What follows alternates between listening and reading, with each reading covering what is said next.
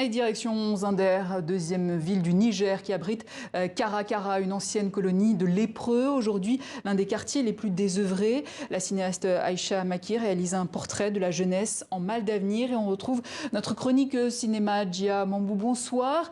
Zinder, Bonsoir. Djia, un film qui nous plonge au cœur de l'un des quartiers les plus désœuvrés de la ville, où des centaines de gangs ont prospéré durant ces dernières années. Oui, ce documentaire suit en fait les enfants des lépreux de Karaka, ce village qui au fil des années est devenu le quartier des rejetés de la ville, des malades, des fous, des personnes malentendantes ou malvoyants. On appelle ces jeunes des palais. Ils sont en fait ceux qui accompagnaient les mendiants dans les villes stigmatisées, aujourd'hui invisibles. Ils ont grandi dans une précarité sans éducation. Ils sont écartés, isolés, voire détestés. La plupart n'ont pas d'état civil. Ce sont des apatrides de l'intérieur, pour reprendre pour le mot de la réalisatrice Aïcha Maki. Ils sont contre l'autorité de l'État qui les rejette et n'ont recours qu'à la violence, mais cependant veulent sortir de cette illégalité. C'est ce que tente de montrer la cinéaste dans ce documentaire. Mais alors comment la réalisatrice s'y est prise pour donner la parole aux concernés dans cet univers à prédominance masculine, on peut le dire? On peut imaginer que ce fut délicat pour elle de filmer sa ville désœuvrée. Elle va choisir de les filmer en plus de très près, comme vous les voyez sur l'image.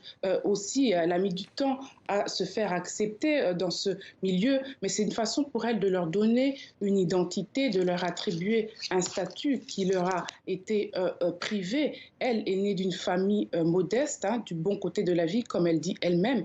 Elle quitte Zinder en 2004 pour poursuivre ses études à Niamey. Et de la capitale, elle entend déjà des échos sur des cas de violence de Zinder. Mais c'est en 2015 qu'elle va vraiment décider de s'y attarder. Et pour cause, des émeutes et des pillages ont éclaté au sein de la jeunesse en riposte à la participation du président à la marche antiterroriste à Paris qui ont suivi les attaques de Charlie Hebdo. Ils vont casser tout ce qui représente l'Occident, tout symbole chrétien. Ces émeutes feront même une dizaine de morts. Zinder devient tristement connu à cause de sa violence. La cinéaste tente donc de démontrer cette volonté de sortir de ce climat de violence. Comment présente-t-elle les perspectives de sortie de cette illégalité ?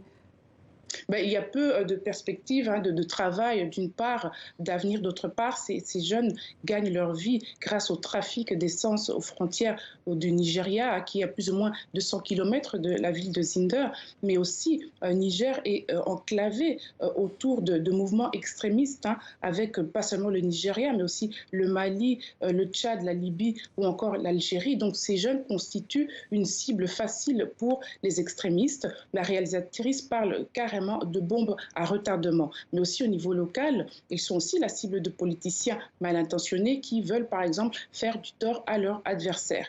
Et enfin, autre fait qui n'arrange pas les choses, des centaines de candidats à l'immigration malheureux échouent chaque semaine à Zinder, ce qui fait que le village doit accueillir des étrangers de toute l'Afrique.